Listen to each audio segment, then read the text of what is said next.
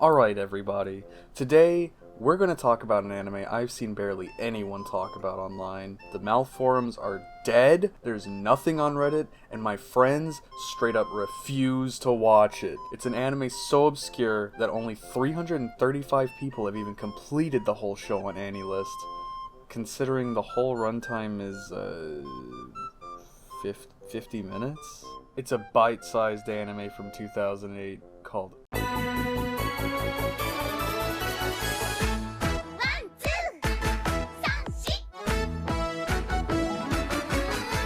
In the roster, you have characters such as Akiba-Chan. Oh, cool. I love Akiba-Chan. a weirdo with a Cheeto tail who is lazy and hates homework. She is a baka, and the only one who didn't catch a cold when the entire apartment got sick. Milk-chan, a dubious little creature who is the descendant of a supposed sorceress. Miruku-chan is just so cute, I can't get over it. And don't even get me started on how useful and smart and talented and responsible and She loves video games and can be irresponsible. Riki-chan is Yokoso! Kira kira, doki doki, mochi mochi, puyo puyo, waku waku, wahoy! Otome-chan is a very mature bunny girl who really likes baking and yoga. She is very responsible and does homework on time. Overall, she's a very good girl. Yeah, dude. My favorite character is Otome-chan.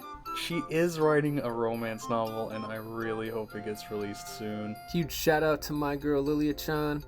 Perfect perfection. Lillian-chan is just straight up perfection. I mean, just look at her. She makes her own clothes, is mecha elegant, and all around the perfect waifu material. Although she will try to give you food her mom cooked and pass it off as her own. What the fuck is Akiba-Chan? The episodes are very straightforward, with premises like, oh, Akiba-chan doesn't want to do homework, Otome-chan's sick, and,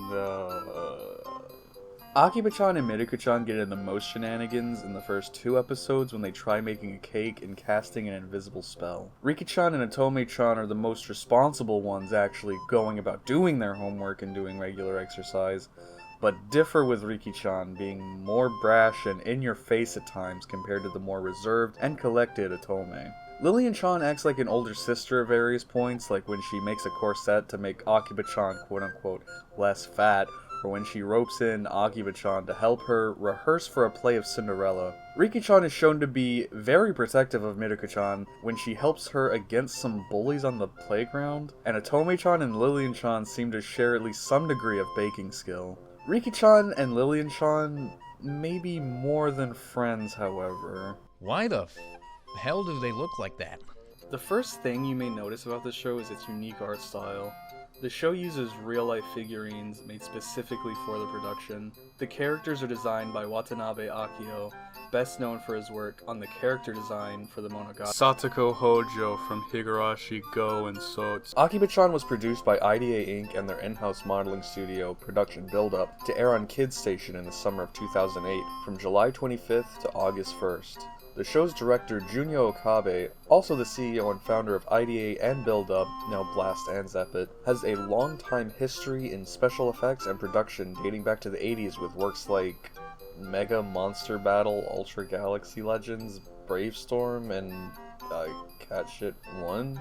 For Akiba-chan in particular, Okabe decided to go about animating the show using real-life ball-jointed figurines manipulated with rods on CG backgrounds, a technique the studio coined as figumation. All of the facial expressions, set design, and removal of the rods are done in post, with some noticeable blue screen artifacting occurring often around the characters' heads and clothes. The use of the blue screen itself is probably why there's a lack of it in all of the character designs, while 3 of the 5 characters end up having green motifs, sacrificing visual diversity in the cast in the name of cost-cutting and simplifying the production. Something I noticed while looking at the Akiba-chan site one day was how there's multiple language options available. There were Korean, Chinese, and English. All of them were translated in their respective languages, except the Chinese one, which has had a coming soon when you hover over it for the past 15 years. I noticed that not only are the character names completely different, the show is now titled Maison de Castle. I even noticed that there was a whole cast of English voice actors. This must mean that there is a dub out there of Akiba-Chan.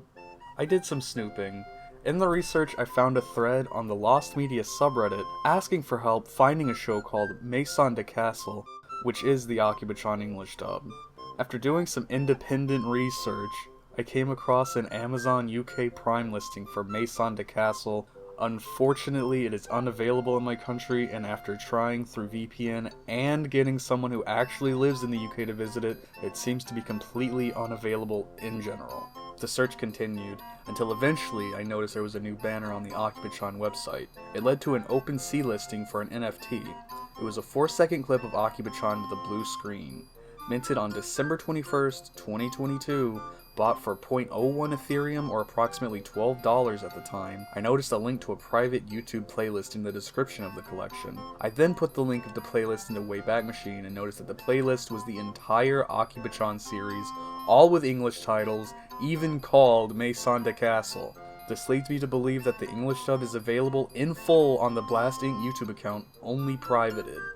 I noticed that they have another one of their shows on their YouTube account called Jumbo Monster Gomera with all languages available. The show conveys dialogue through subtitles a la 1950s silent movie era. This leads me to believe that the Akiba-Chan dub is not available simply due to licensing issues, but that is just my personal opinion. If anyone has any information or if Blast Inc. could comment on the matter, it would be much appreciated.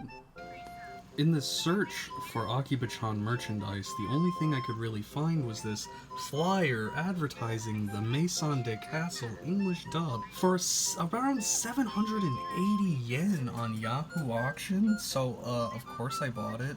All in all, Akiba-Chan is genuinely a classic and deserves much more recognition than it gets. Please release the show not only in its original Japanese language, but also in the Korean and English dubs that were produced. The show deserves to be enjoyed by as wide of an audience as it can. The series deserves more than just NFTs. A Blu-ray release would be highly appreciated. A second season even. Although, if the project is truly dead, I would take the figures off your hands. Thank you, toki-DATS, for allowing me to watch the greatest anime short of 2008. Even though the subgroup is now defunct, you will always be in my memory as the MVP of 2008.